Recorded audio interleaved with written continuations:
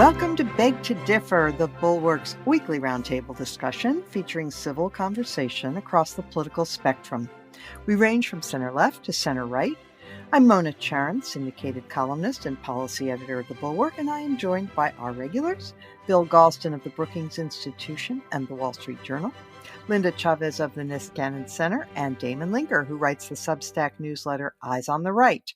Our special guest this week is Katherine Gehl, founder of the Institute for Political Innovation. Welcome, one and all.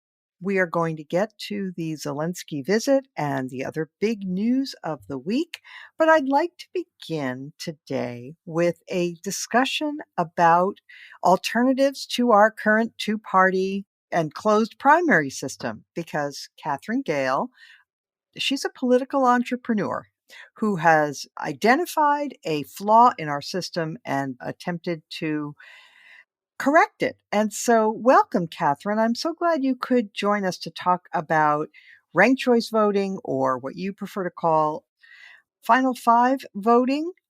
And so a lot of people are very enthusiastic about this. Let's just quickly review the victories that you've already achieved. You've gotten this passed into law in Alaska and Nevada, right? And it's currently being considered in a number of other states. Yes, we are super happy with our victories. We really have 1.5 victories, Mona, and that is that it's in law in Alaska. The citizens passed it there in November of 2020, and then they used it in their midterm elections this year. And we passed the first of 2 required votes in Nevada. So we have to win again in Nevada in 2024, and then it would be in effect for the elections of 2026. Okay. And it's my understanding that Maine has this system, or do they just have it for local elections? Because I know in Virginia, for example, where I live, the Republican Party chose to use a similar system for choosing its gubernatorial nominee. Yes, Final Five voting, which I do call what I propose, is different than ranked choice voting used on its own. And Maine has ranked choice voting used on its own.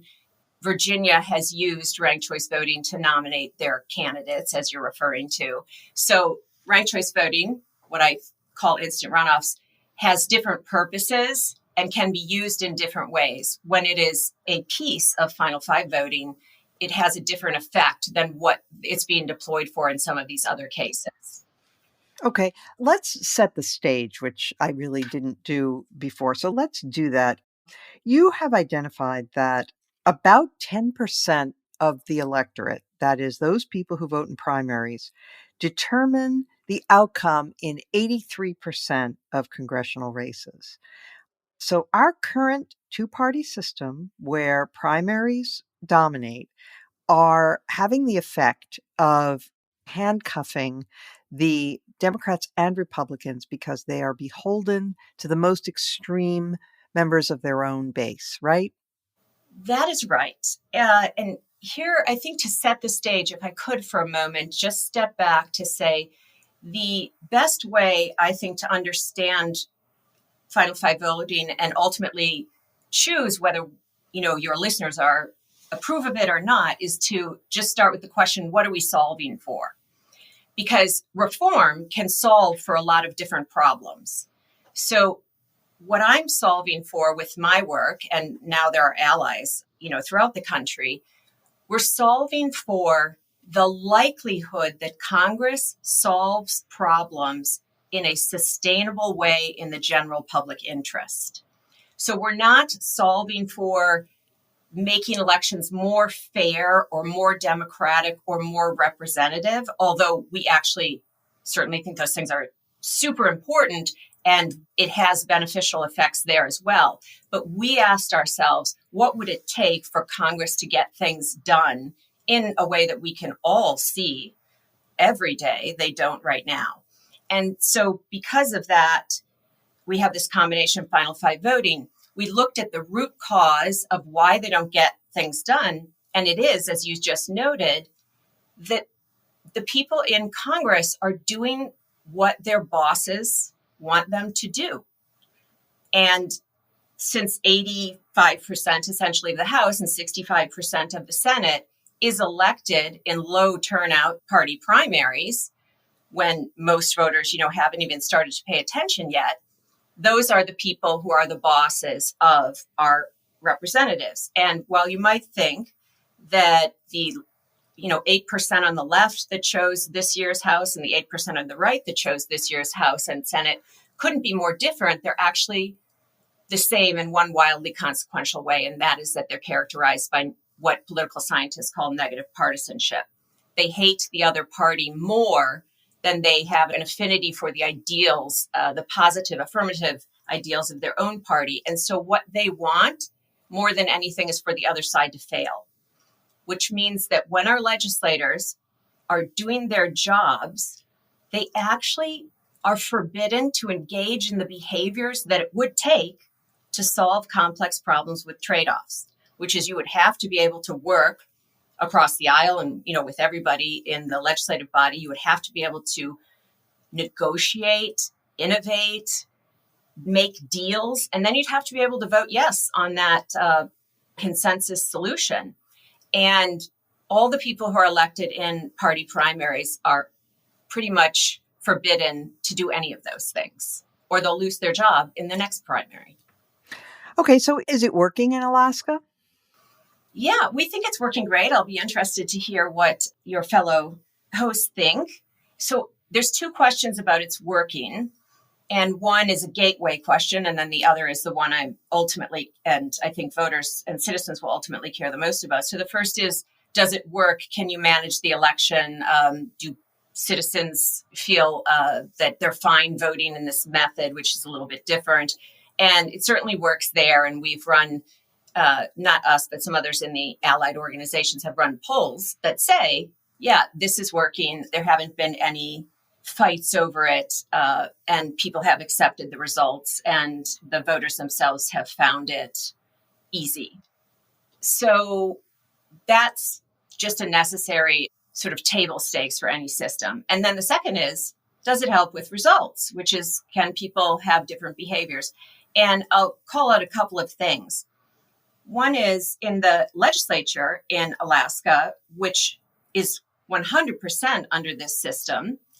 They have, for example, just recently in their Senate formed a bipartisan caucus to control the chamber.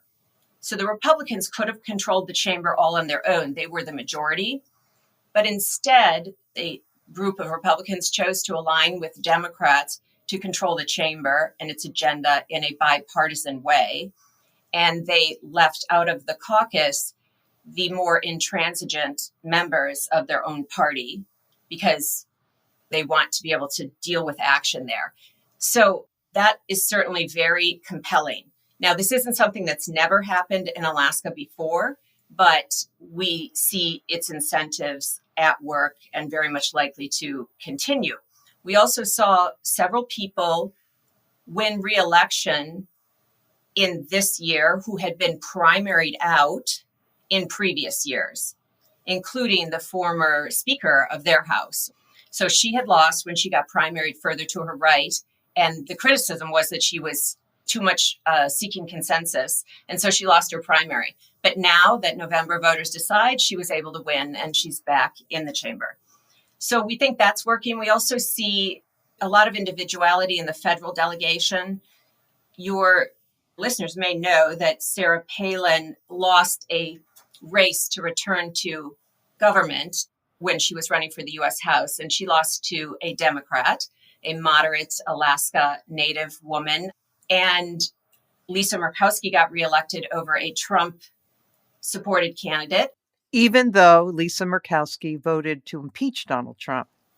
Correct. Exactly. And so she was able to get reelected by November voters, because that's what Final Five voting does, is make sure November voters choose, whereas she likely would have been defeated in a Republican Party primary.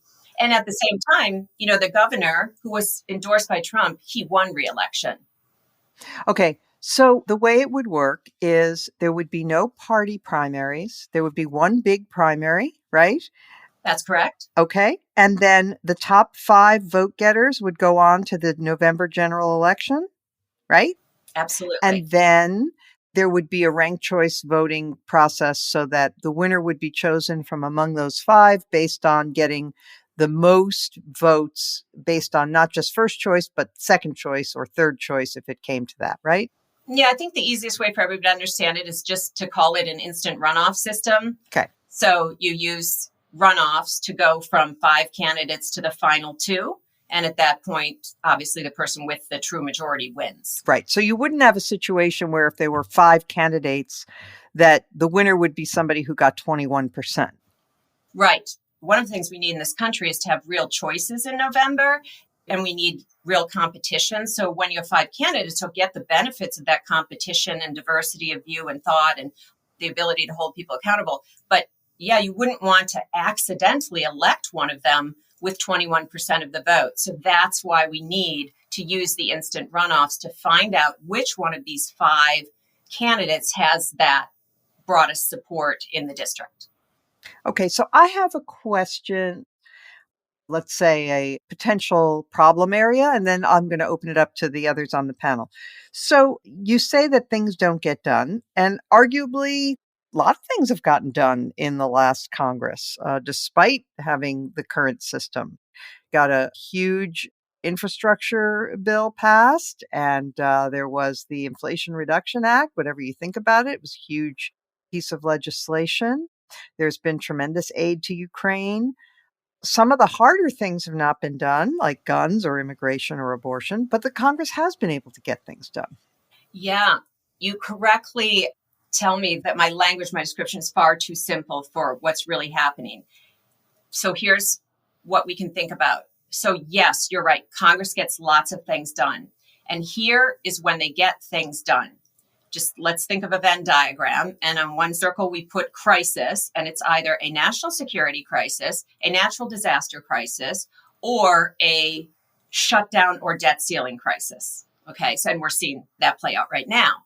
And so you have to have the existence of a crisis and then the collusion between both parties to put the cost of what they are passing on the credit card, shall we say, even though it doesn't exist, which is to say, add it to the national debt and not tell on each other. Mm-hmm. So, it's much easier for them to come to agreement when they make it free. Mm-hmm. Although, of course, we know long-term it's not free to any of us. And those are the conditions that get deals done. And that's partly why we see deals done on things like infrastructure, inflation reduction, or aid to Ukraine versus deals done on things that can't just be solved by putting more money at it. The disagreements on guns, immigration, etc. Okay. Bill Galston, what do you make of this? I'm glad Katherine is doing it. And I say that because innovation, in principle, requires experimentation. Katherine is making appropriate use of our system of federalism in order to demonstrate that certain kinds of innovations can work in certain circumstances. We'll see how generalizable this is, but I think we've learned something from it, or maybe 2 things. First of all, despite the fears of some professional analysts, the system is not too complicated for ordinary voters to understand. It needs to be explained more than once, but once it has been, it is operational. And secondly, the early evidence does suggest that the results are in line with the hopes for the new system. I am inclined to think, Mona, with you, that more has gotten done than some of the arguments about legislative gridlock would indicate. As a matter of fact, this year, there was really a separation of party polarization on the one hand and legislative gridlock on the other.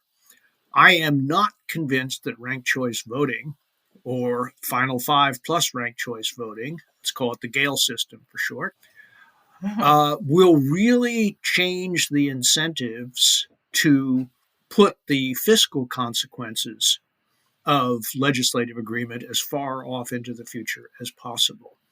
I don't think any voting system in the short term is going to create additional incentives for austerity and fiscal prudence. I think that's beyond the power of any system to modify at this point. And so I guess I part company with Katherine there to some extent. But I'd say, for the most part, it is working as advertised. And I think that's a good thing for the country. Katherine, did you want to respond to that? I would really love to engage on that. And Bill, it's great to be here again with you. Nice to hear your voice. So we actually have a real life example that demonstrates exactly how Final Five voting could change incentives for being fiscally responsible.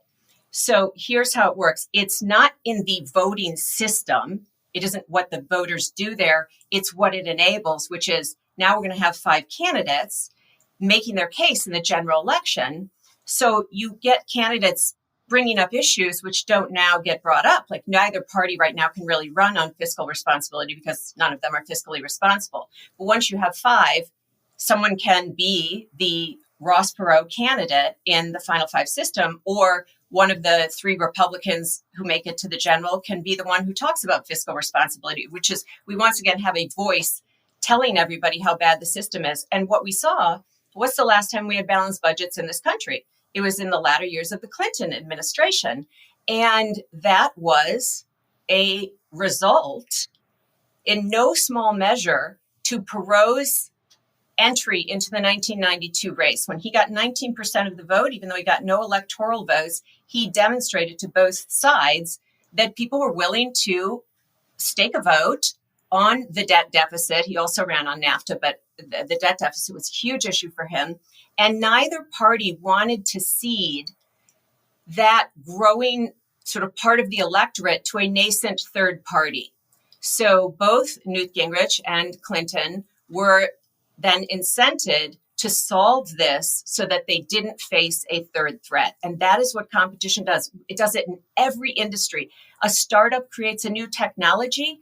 Even if that startup doesn't win, as in they just get copied, the innovation and the advance that comes from competition makes its way to the customers. I agree, there'll always be incentives to make things free. I mean, that's great.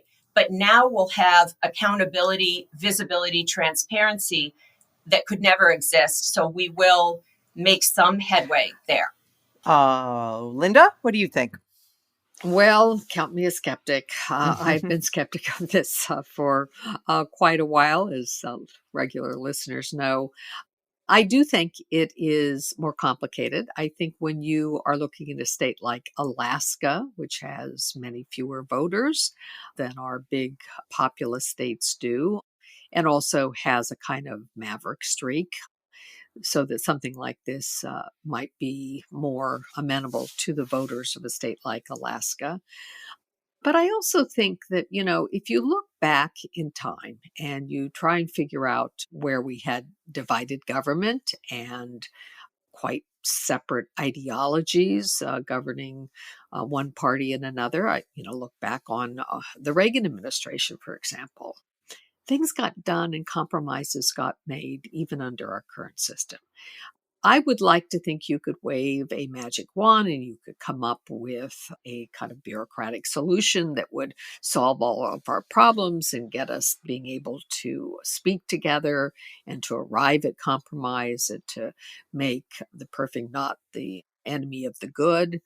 But I'm not sure that simply changing the way in which we pick our candidates is going to do that. I think that the problems we have are more systemic. I think they are much more deep-rooted and have to do with huge changes in our population, huge cultural shifts, and changes just in mores.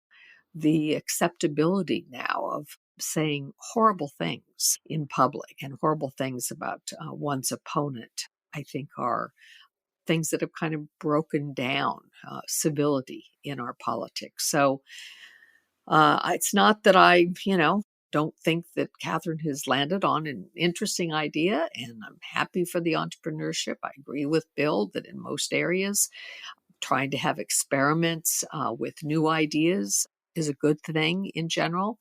I'm glad that we are seeing this sort of move slowly through the states. And again, with states, I mean, I know New York City in the mayoral race, they used a similar system.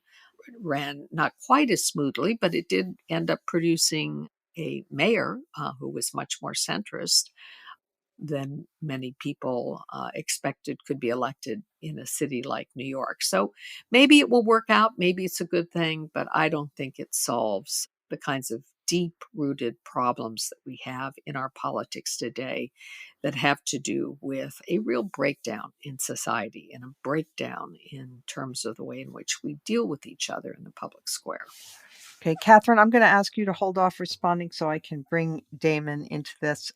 Damon, you could argue, in contrast to what Linda is saying, that some of the reason that our politics has become so polarized is because of the existing system, because the incentives for politicians are to appeal to the most extreme members of their own party. Because of the primary system, it aggravates all of those tendencies that Linda mentioned. Because as we know, like on a contentious issue like immigration, for example, most Americans are somewhere in the mushy middle. They want to give citizenship to the dreamers and they want border security. And we'll come to that in a little while. But if the structure were different, maybe it would be possible to come to some middle ground on an issue like immigration. Certainly. I mean, I think anytime you kind of dip into debates on the right, for instance, about who might run for president, the kind of very first thing anyone will say is, well, but of course, a Larry Hogan, a Liz Cheney, Sununu, anyone who's a little bit more center right has no chance whatsoever. And why? Because it's presumed that such a person could never make it through the Republican primaries, because the Republican primaries, as Katherine explained, are kind of controlled by the most extreme, engaged, negative partisanship driven faction of the party. So to the extent that this kind of a system could short circuit that and enable centrists to have a fighting chance, I think that it would be a very positive development. It's always a mixture of kind of the incentives created by the institutions and an underlying public opinion, and they interact in interesting ways. And I don't think it's entirely an institutional cause, so it's a mix. But I think it could be very helpful, and I'm encouraged by a lot of this. But I do have one question because I have a concern. I admit that it hasn't shown up yet in the places where this has been tried, but I'm still worried about it. And that is the fact that I think a lot of what is driving what's worse in our politics is a function of distrust in institutions. People increasingly don't believe that institutions and the people who run them, that they can have confidence in them to run the system fairly and not use them to take advantage for their side, whichever side that might be. And then you also have the added factor that now a lot of people, especially on the right, have realized that, oh, we can gain electoral advantage by trying to enhance and augment and intensify that very distrust. If we portray ourselves, the conservatives or the right, as being on the side of the people against those distrusted institutions. My problem with especially the ranked choice voting part of this plan is that as a system of vote counting, it is less transparent and requires more trust in vote counters to reallocate votes when people rank their choices. And so my question for you is, instead of doing instant runoff, why not just do runoff? In other words, the kind of thing that we just saw again in the Georgia situation, where you had a race, as we saw 2 years ago, where there was a Republican and a Democrat and a Libertarian, and the Libertarian gets like 2% of the vote, which is just enough in a very divided electorate so that neither candidate gets quite to 50%. So then you hold a runoff a month or so later, and then one of them inevitably gets above 50% because there are only two candidates left. I mean, I realize it's more expensive to hold another round of voting, but if we are adequately concerned about this issue of distrust in institutions, I think that might be a price worth paying. What do you think about that? Damon, you're right. That's a problem, as well as all of the problems in the larger society that Linda mentioned. Here's what I'll tell you about why we can't do instant runoffs, and then I'll come to the bigger problems, or why we need to do instant runoffs instead of the Georgia system. Because the point of Final Five voting is not to change who wins elections. It's to change what those winners do when they're governing. Sometimes it changes who wins also, but the real point is to change what winners can do. And because of that, you need to have the decision for who wins be made in November. Because once the bosses are a majority of November voters, the behaviors that it takes to solve problems that I mentioned before, negotiating, reaching across the aisle, looking for a consensus, voting yes on those deals, those behaviors are acceptable, and there's a path to victory when you're appealing to November voters. But they're not acceptable, and you're pretty much guaranteed to lose your job, or you're threatened to lose your job if you only have to appeal to primary voters. So if you do the Georgia system, that doesn't change the fact that whoever wins is accountable to primary voters. They're not accountable to the general electorate. So that's a good distinction to make. Why should we do instant runoffs versus doing RCV if it stands alone, but not when you put it together with Final Five? Because there is a little learning curve for how instant runoffs get counted, but it really doesn't turn out to be complicated for people to understand once they, know about it. I mean, you can hand count these races. It is not a secret algorithm. You can make Post-it note piles, and one candidate's eliminated. You just move their Post-it notes, which were their voters, to those voters' second choice. And people will understand that when we educate them about that, which we do in the states where we pass it. But to do a large voter education campaign right now is beyond our fundraising ability, shall we say. How many states are currently considering this, either by referendum or the state legislatures? There's a pipeline of locally led campaigns in about 10 states. And I say about because some are so nascent that it's hard to say they should make it in the 10, and others are much further along. For example, there are active campaigns in Georgia, Wisconsin, and in New York City for the mayor's race. And then there's about 8 other states that are looking at ballot initiatives for 2024. So our stated goal is 5 states with Final Five voting by 2025, so that we would have 10 senators who are freed from that tyranny of the party primary, as I like to call it, and they can serve as a fulcrum for some problem-solving center. Even if they're not centrists themselves, they can serve as a fulcrum to work through a deal. There are a number of organizations out there, yours, but there's also on your website, there are a bunch of other local organizations that you link to who are working on this, including Fair Vote and some others. So if there's anything you want to say about that, where people can get involved if they're interested in this?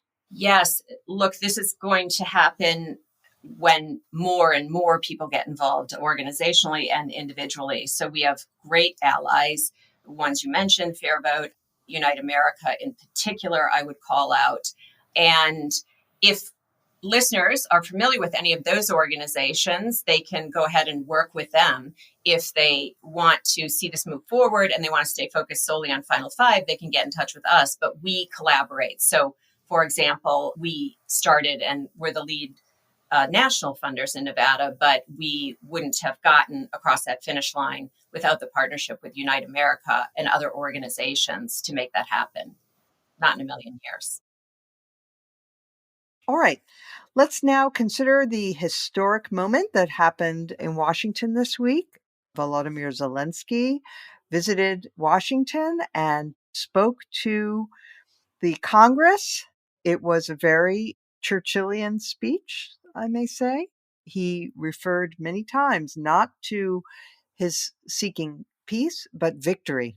And it was fantastic. Now, of course, we live in an age when people on the right, who just a few short years ago would have been foursquare behind someone like Zelensky, who is standing up for democracy and independence and human dignity and human rights against a rapacious dictatorship that is trying to take over his country.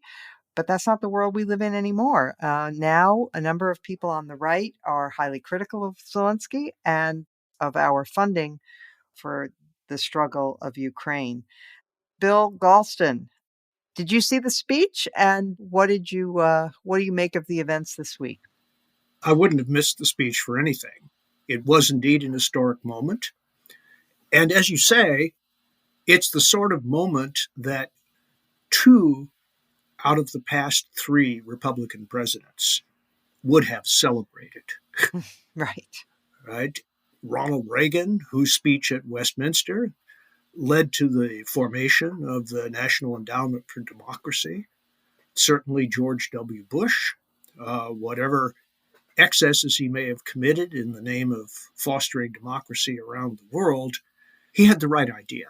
Yeah. Perhaps the means were imprudent and ill-advised, but he was pushing in the right direction. And what troubles me about the reaction of what I'll call the new right, I think it's a mistake to call them conservatives. I don't think they're in favor of conserving anything, but they are viscerally opposed to the idea of values that are applicable and valid universally.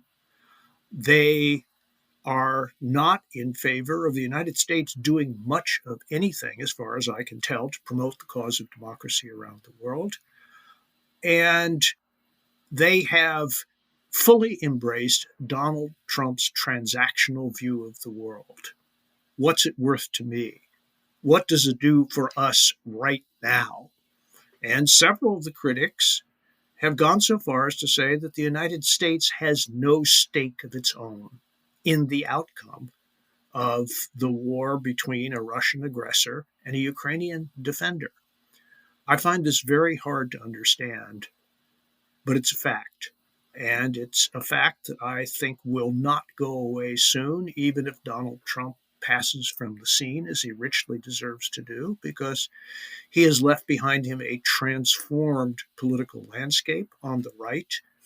And democracy is one of the first and most important victims of this transformation. Bill, we've talked about this a few times on this podcast, and I'm just curious about one thing, because we're in 100% agreement that the right has changed dramatically. And I could give chapter and verse. I won't, just look up the comments of Trump Jr. or Matt Gaetz or even Steve Scalise or Tucker Carlson. Okay, we agree on that. But would you also agree that the left has changed, or the Democratic Party, which has now become much more full-throated in its support for democracy promotion and standing up to Russia and being a leader around the world for these values, whereas in the past they were a little bit more skeptical? I think what's going on now reflects the mainstream of the Democratic Party as it has been for quite some time. It is certainly the case that in the wake of the Vietnam War, there were many Democrats who argued for a policy of restraint, which made more sense in some cases than in others. You certainly had a great deal of confusion about this during the Carter administration. President Carter, after the Russian invasion of Afghanistan, finally had to confess that the Russians had changed his mind about all sorts of things. the He anti-communist. came into office decrying our inordinate fear of communism. Well, in fairness, that was a speech that he gave after he attained office. I don't recall it being one of the key talking points in his campaign. As a matter of fact, as you'll recall, it was Gerald Ford's premature liberation of Poland during Yeah. Okay, you're getting very partisan here, Bill. Let's keep it broad here. What, you can diss Carter, but I can't talk about Ford.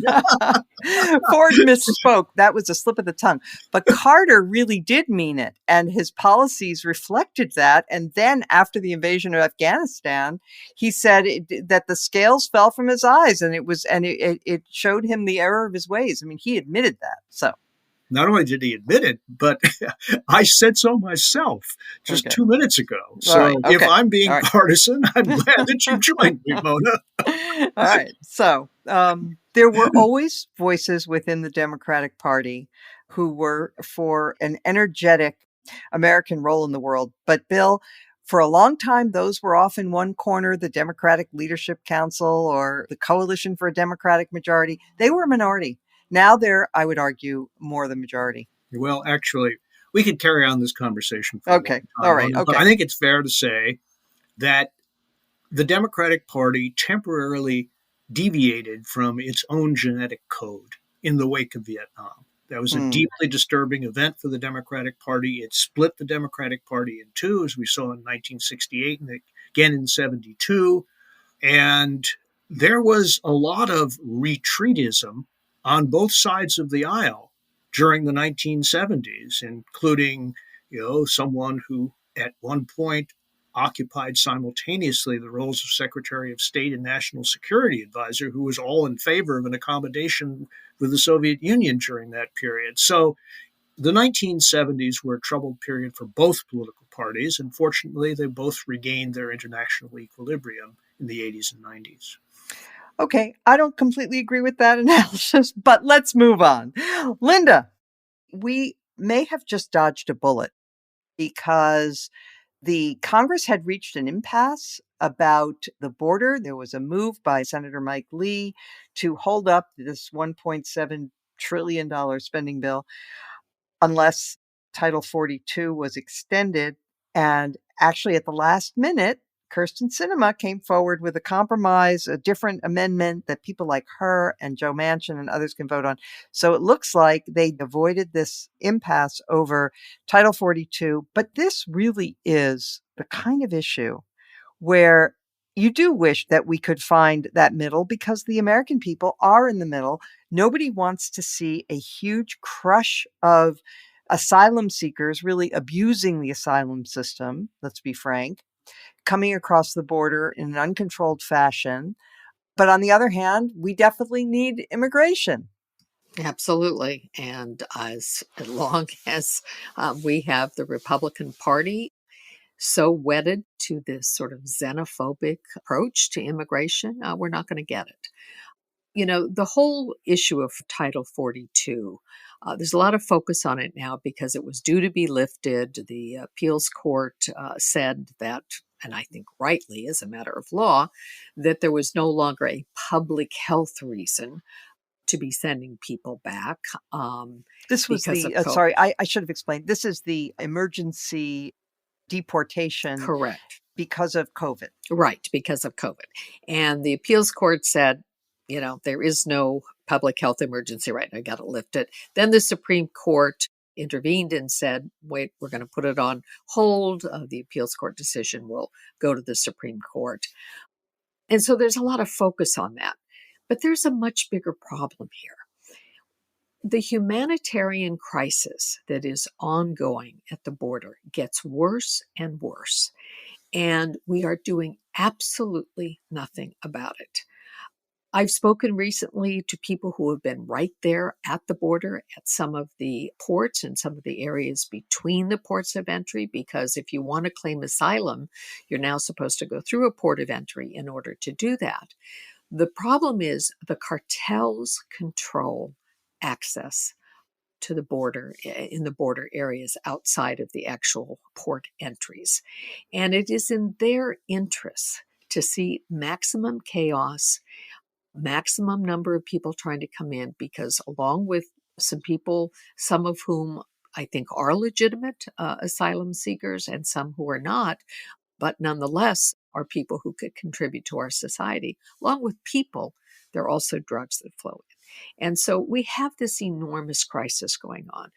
Wait, why is it in the interests of the Cartels? smugglers? Yeah, why is it because if you have only a limited number of border patrol people who are able to apprehend what's coming across, and they have to focus on thousands of people trying to get in all at once. Oh, I see. It makes smuggling easier. Yeah, it makes smuggling easier. Okay. So, and by the way, they also control the smuggling of people. And they're ripping off people. They're charging them thousands of dollars. But what we're seeing at the border is a real crisis, and we are ignoring it at our peril. And this refusal of Congress to deal with this issue, this is an issue of national interest. It's an issue of our security. And their failure to deal with it in any kind of reasonable, responsible way is just the worst dereliction of duty in terms of a public policy that I can remember in my lifetime. Yeah, I agree. But can you just respond to the very, very recent reports and tell me what you think of this? Apparently, according to the cinema proposal that apparently was agreed to, provides $85 million for immigration judges, $80 million for U.S. attorneys to prosecute border crimes, $140 million for increased detention capacity to hold smugglers and other criminals, $100 million for increased drug enforcement at the border, $200 million to fill gaps in the border wall, and $1 billion to increase U.S. Immigration and Customs Enforcement detention capacity. Mona, all of what you have described is wonderful, and I would have supported it. Unfortunately, I think while we have actually been taping, it went to a vote. There wasn't a vote on the cinema amendment, and it failed. Typical. Okay, thank you, Linda. Katherine. I would just note that this impasse, which has lasted now for a few decades in Congress over a rational solution to this crisis of immigration, really is a perfect poster child for why we need November voters to choose who wins elections.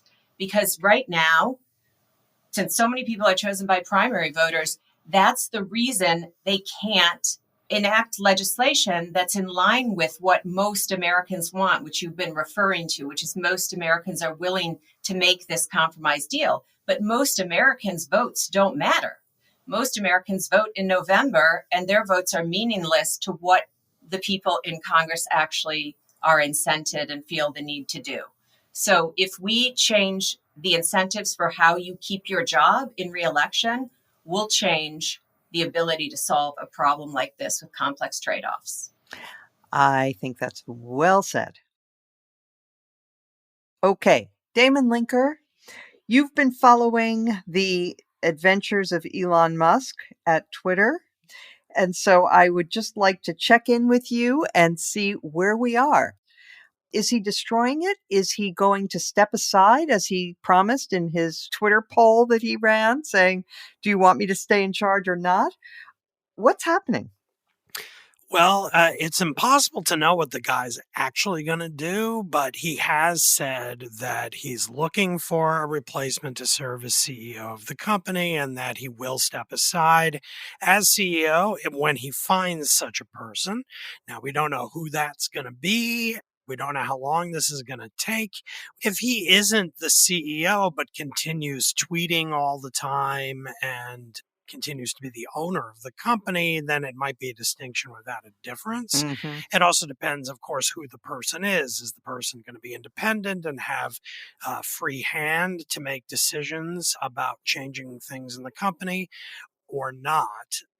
It would be sort of like Donald Trump agreeing to step aside and let Mike Pence take over, but Trump will stay on Twitter and keep a little apartment in the White House and, make his life miserable.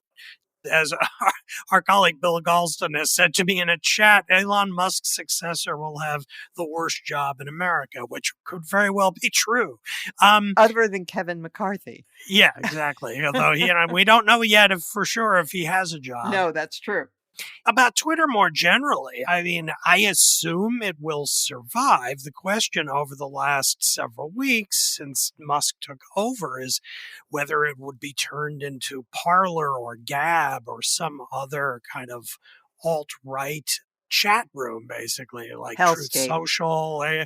Yeah, I mean, people often referred to it as a hell site, but they really had no idea. I mean, Musk tweets, far right memes regularly. He clearly, has positioned himself on the kind of populist right and loves to be a troll.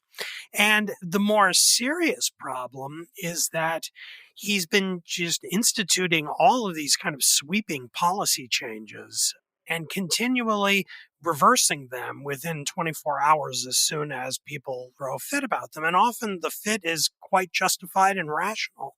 He announced over the last weekend that you wouldn't be allowed to keep your account on Twitter if anywhere in your Twitter biography you link to another social media network. And this wasn't even all of them. It was only some of them. So that didn't make any sense. Now, this was announced while he was jetting off to the World Cup and getting his picture taken standing next to Jared Kushner and among, senior members of the Saudi royal family. It was really kind of a pretty sleazy, gross photo op he had going on there. And at the very moment while that was happening, his company is announcing all these big changes that really made no sense and made lots of people very upset. And then again, he just reverses course 24 hours later or 12 hours later. Oh, no, we won't do that. I mean, that's not how you run a business. So if you're an advertiser looking at this, you have to kind of cock an eyebrow. If you're an investor in or stockholder in Tesla, watching its stock price go down and down and down. And this was a stock that was up around or above 400 per share within the last calendar year. And it's now, as of earlier today, about 132. This is a stock pretty close to in free fall. And some of that has to do with problems in Tesla and it being overvalued, as many tech stocks have been and are suffering collapses recently. But I think a lot of the decline since September has been a result of this just kind of haphazard, scattershot rule of Twitter that's happening in real time in full light of the Klieg lights, because it's all happening on Twitter and the guy just won't shut up. So it's been like a bumper car event here going on. And so you asked at the beginning, is Twitter going to survive? I mean, I assume it'll survive in some form, but the chance of that happening probably goes down every day that Musk remains in the driver's seat.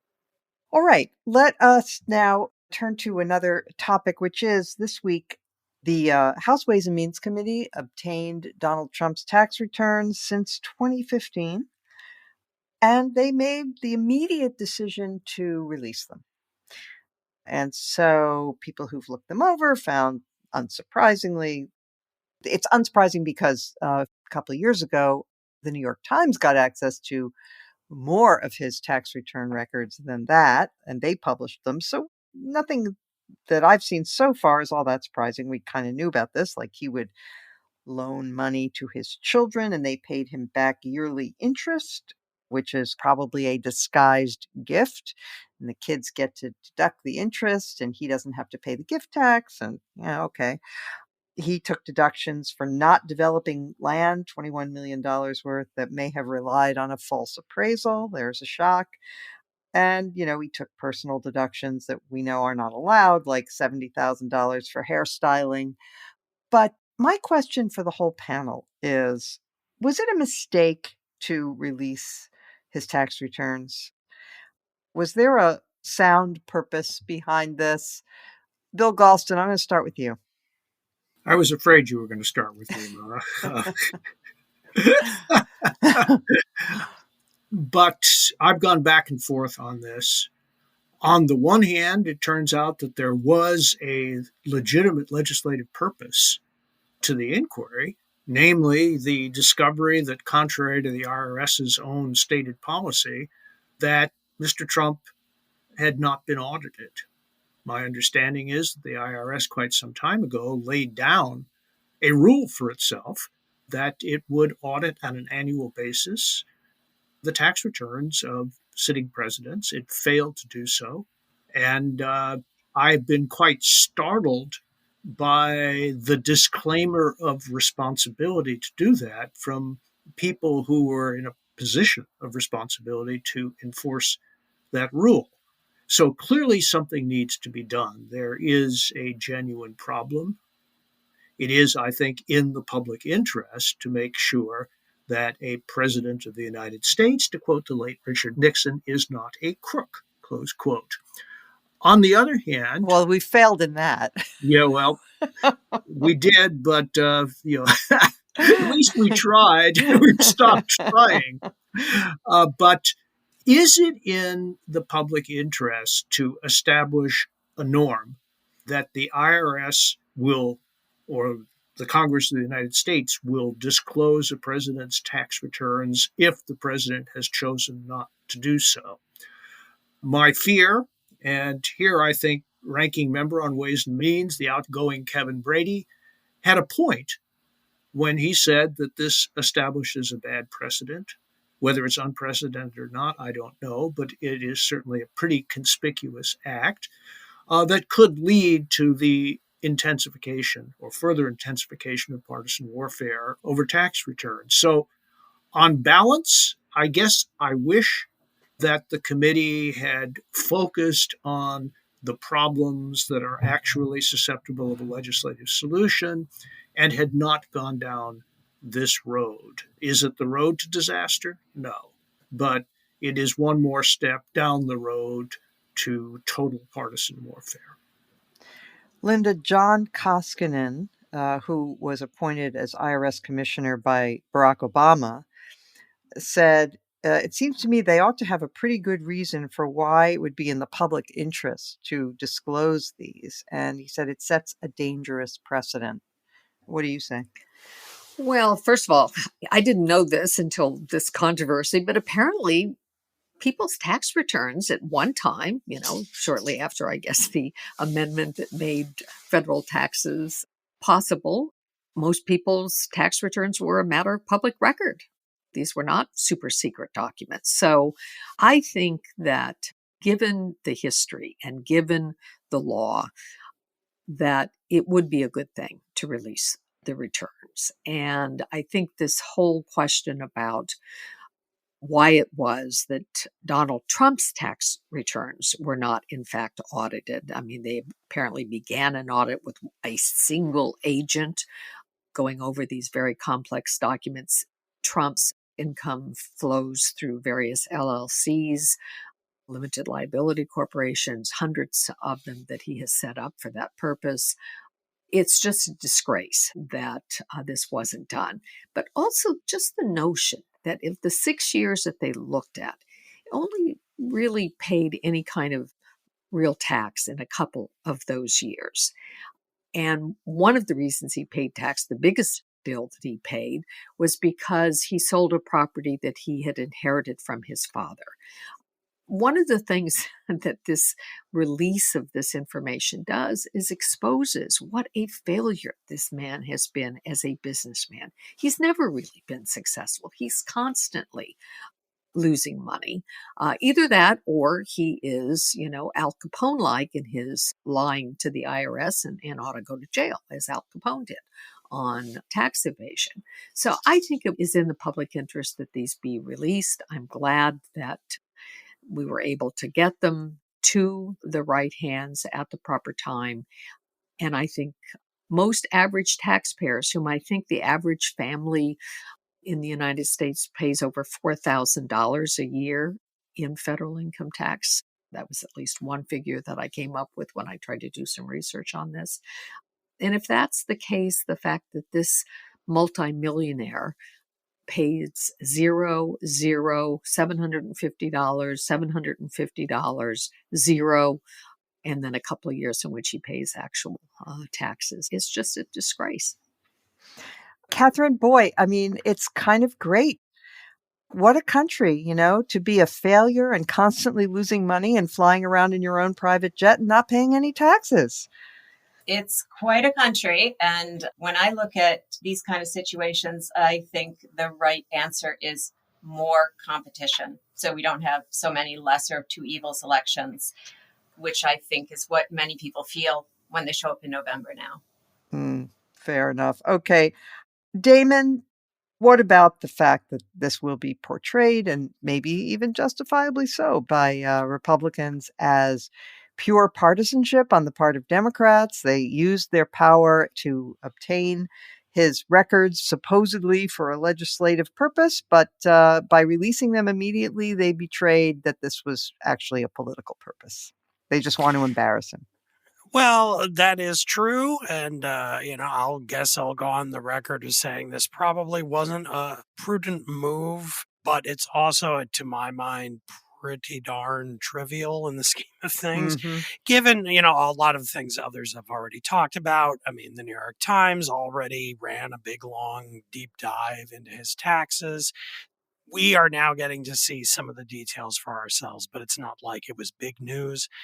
And then also, the Republicans play this game just as much as the Democrats do. And what's disheartening about it is that it is Democrats kind of stooping to the same level, which just gives more ammunition for the right when it wants to make its latest round of whatabout arguments. Like anytime Democrats want to sit up in a noble position and say, we're just trying to do what's right. We're just abiding by the law. You're the rank partisan who's a tribalist.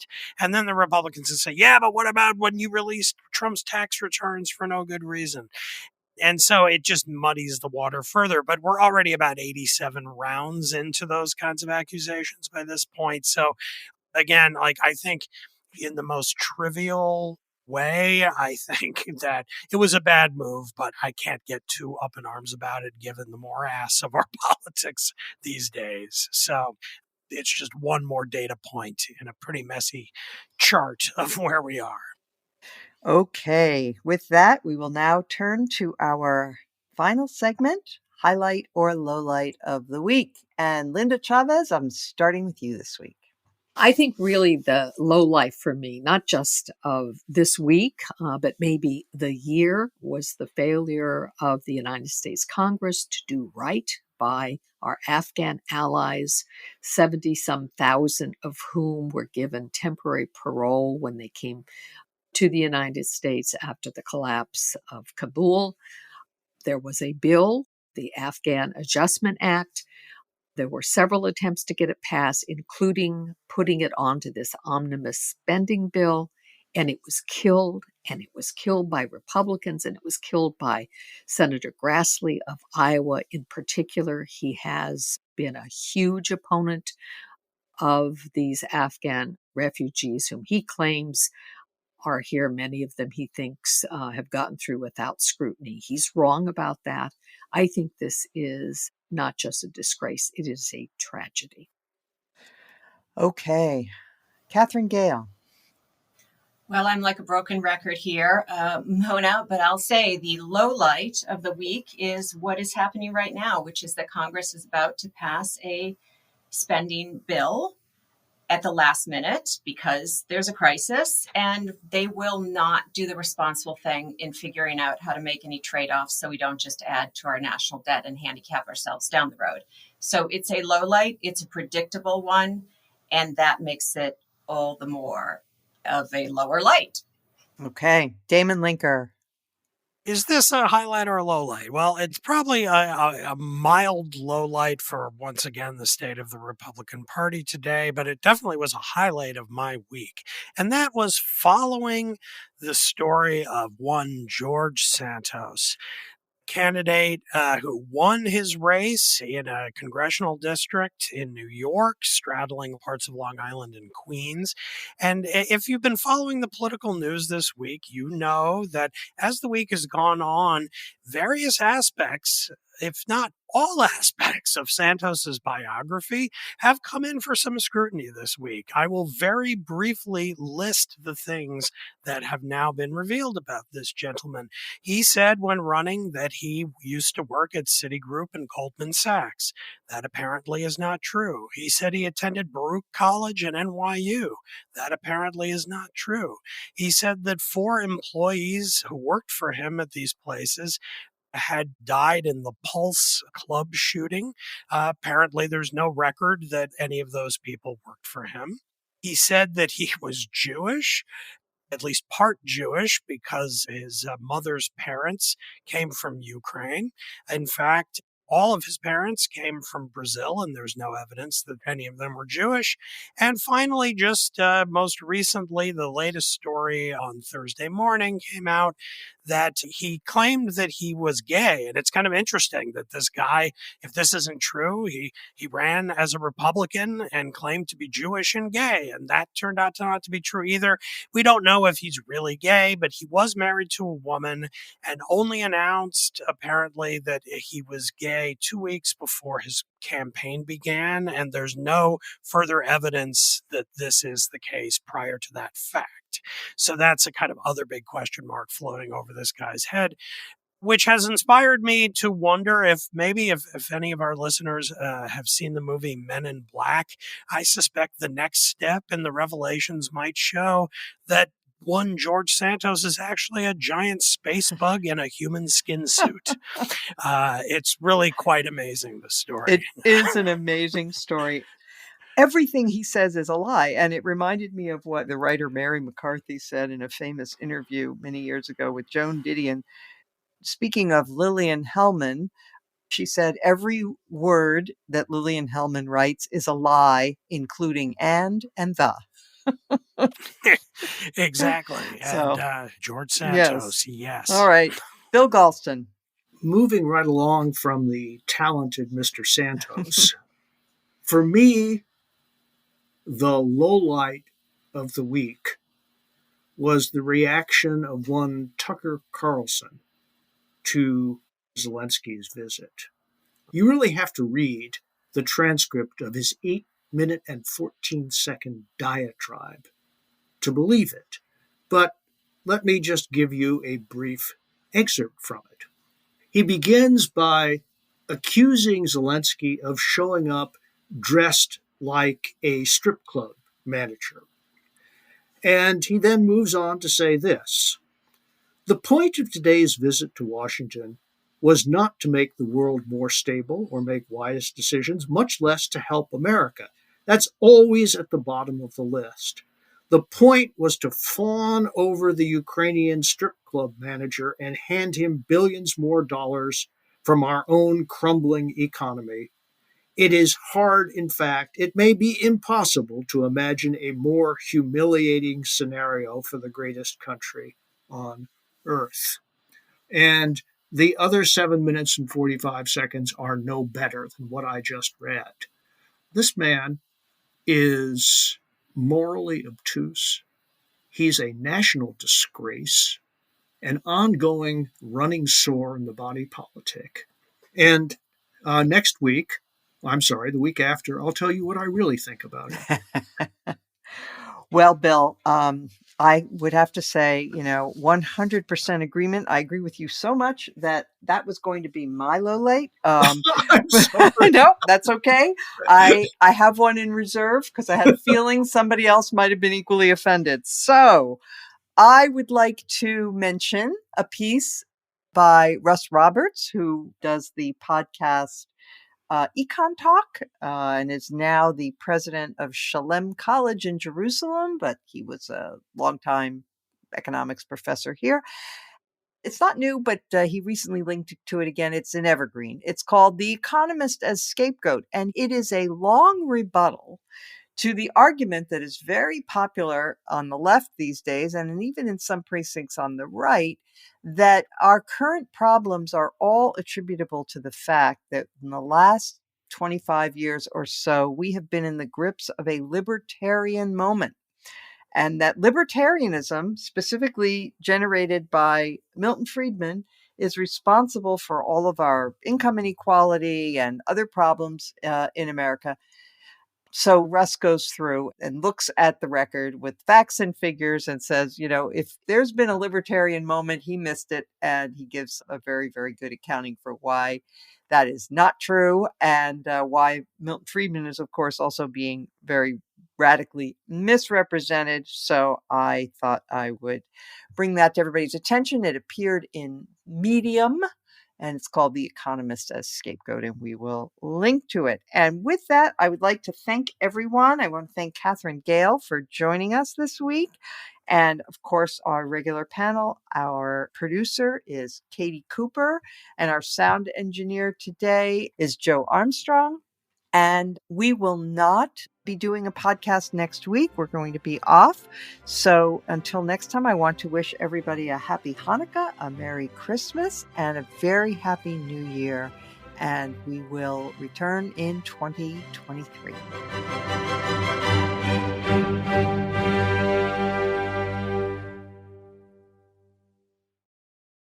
You're worried about the economy. Inflation is high. Your paycheck doesn't cover as much as it used to. And we live under the threat of a looming recession. And sure, you're doing okay, but you could be doing better. The Afford Anything podcast explains the economy and the market, detailing how to make wise choices on the way you spend and invest. Afford Anything talks about how to avoid common pitfalls, how to refine your mental models, and how to think about how to think. Make smarter choices and build a better life. Afford Anything, wherever you listen.